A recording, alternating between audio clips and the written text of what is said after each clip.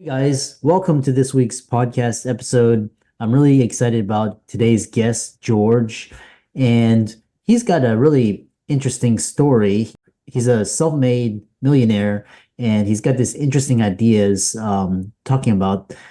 I'm really excited to bring guests such as George on the self, talking about the money struggle, how to get financially free, how to become financially independent. And just as a side note, none of the information here is financial advice, and there may be promotional products and services. So just keep that in mind. And with that, I'm happy to welcome George to the show. Welcome. Thanks for having me. Appreciate it, Christopher.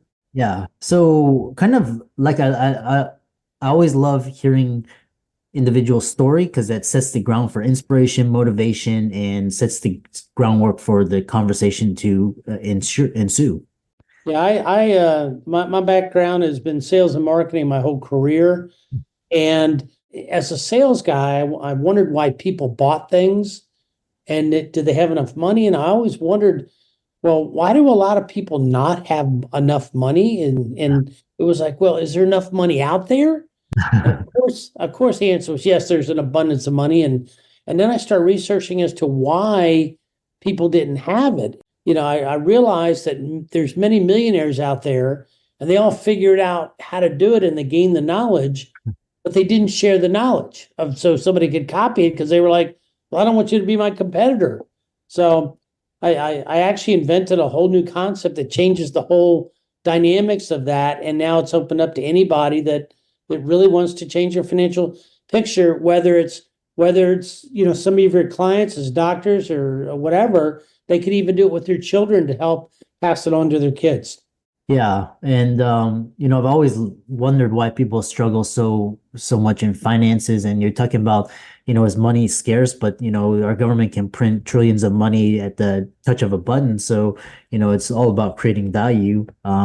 So one thing is talking about this. So you have this idea of the money struggle, and talk about what it is, why it's happening, why more people are getting further behind, why the rich are getting richer, and why our government is in so much debt.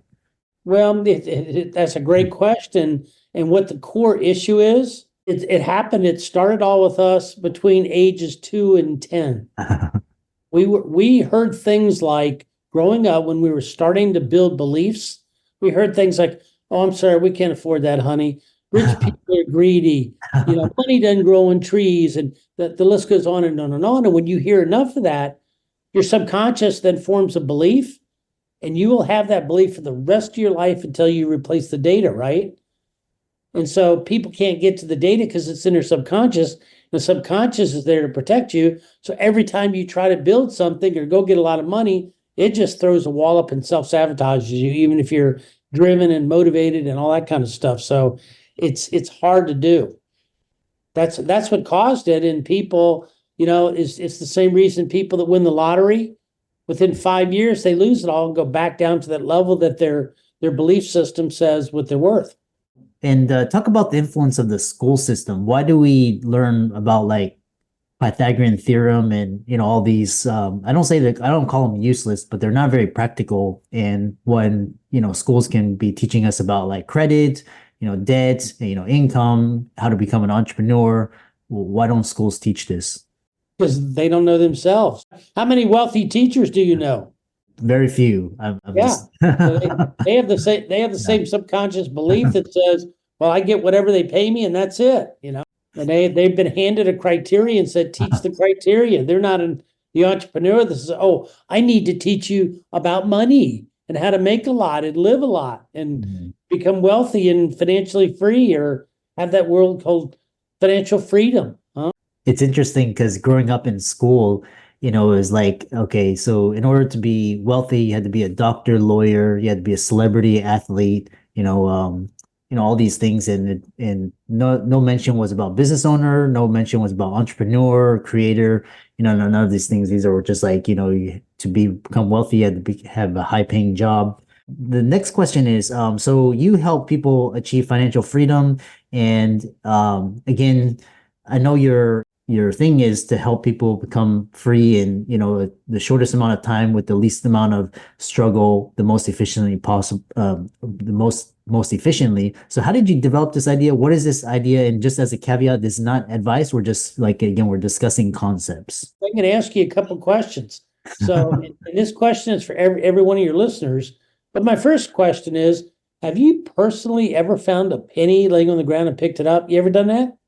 Well, the funny thing is, it's like a OCD trait of mine because I hate wasting things. So when I see something, to be honest, to the audience, I pick up around $100 in loose change just laying around each year, and then I can invest that or whatever. But my wife kind of she harps on me. She's like, "Oh, that's cheap, or that's petty," But I'm like, "Hey, this it's free money," But yeah, that's to answer your question. Yes.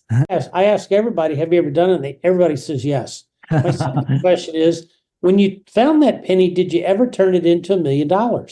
Well, I wouldn't call it $1 million, but I do invest it in, very stable stocks, and you can get a 10%, 20% return, if you take a little bit more risk, maybe double. But like I said, it's never $1 million, but So here's the interesting part, and you yeah. can't argue with the math. It's all common sense.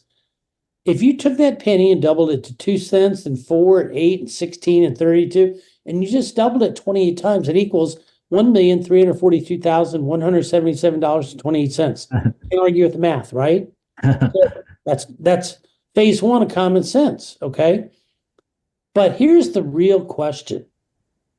If you had taken that penny and doubled it 28 times and made $1.3 million and change, to do it over again, would it be harder or easier to do it? What would you say? So Yeah, very easy. have the knowledge what works, right?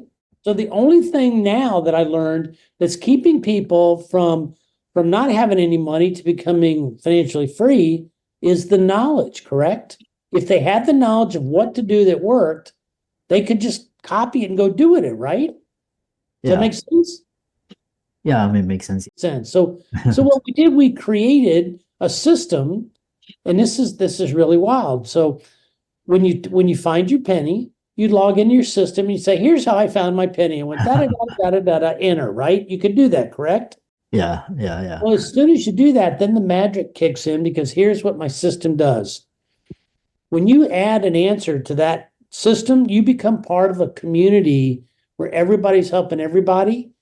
And as a thank you, then the software opens up and would show you all the answers from everybody else ahead of you. Now they completed the step you're about to start. So you get to see all these answers of success of how other people did it. So you have the knowledge of what worked, and you just pick one, copy it, and go copy that. And it's kind of like if I said, if you double a penny 10 times in 30 days, to get to a whopping $5.12, which anybody can do, right? It's pretty simple. Yeah. That then rescripts that subconscious mind we talked about, and it doesn't rescript the data about money, but what it does, it creates a new path that says, "Oh, you can double your money at any time because you just did it 10 times in a row." So we have a 30-day free course that people can do that. But then every time you double, if you got that $5.12, could you go to a yard sale this weekend, find something that you could sell for 10 and offer them 5? Of course, right? Then you buy it at 5 and sell it for 10. You log in and say, "Here's how I did it in my system." Enter. Now you get to see all the answers from everybody ahead of you, how they took $10 and went to 20, and then 20 to 40. And you just keep following that pattern, and you practice the skills of learning what the market will pay for something. And once you understand that, somebody will always sell you something less than market value. So it's a wide open world. And you just follow the process we created all the way up to 28 steps. And then if you really want to get fancy, go to 29 and double 1.3 to 2.6. Yeah. And you're doing this part-time on the side, totally passively, not even affecting your day job if that's what you want. So it's an interesting concept. Yeah. Really, really interesting. Does that make sense? Does it, there's nothing on the market like it today, where people are helping people in a community. And let's say you have, one of your doctors or lawyers or somebody, they could even do this with their children to teach them. Because if it took them 4 years to do it, they could become financially free before they graduate from high school. Yeah. It's a gift a parent can pass on. So pretty cool. Interesting. So, and the next question I have is, how did you develop this idea, and how old were you when you first started thinking about this? Just Well, my first business I had was age 7. And I'm a lot older than you, but back then they were just inventing, I grew up in a family of 10 kids. So we didn't have a lot of stuff. My dad said, if you want to buy something, go get a job, right? And so what I did at age 7, I came up with this really creative idea that if I took a penny, and it's funny, my first business ever did start with a penny, and here I'm at the end of my career with a penny business. But I would take a penny and lay it on the railroad tracks, and if I lined it up just right, the train would come over, flatten it to the size of a quarter. And vending machines then were so new, they could use that flattened penny as a quarter in the vending machines. And I would go sell those pennies for 15 cents at school. And that's how I was making money. Yeah. And interesting thing is, a penny back then was probably worth more than it is now. So you could buy candy for 5 cents. Yeah. Movies were like, I think movie tickets were like, right, like 10 cents.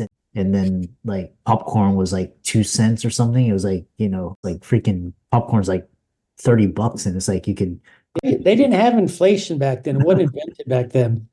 yeah. And it's interesting. So kind of your system is intriguing because it promises to simplify financial growth. And so explain how you managed to simplify complex financial principles into user-friendly processes that anybody can follow. Well, if you think about capitalism is just like the yard sale. It's understanding what the market will pay. And if you look at all the millionaires, they developed a knowledge in their specific field.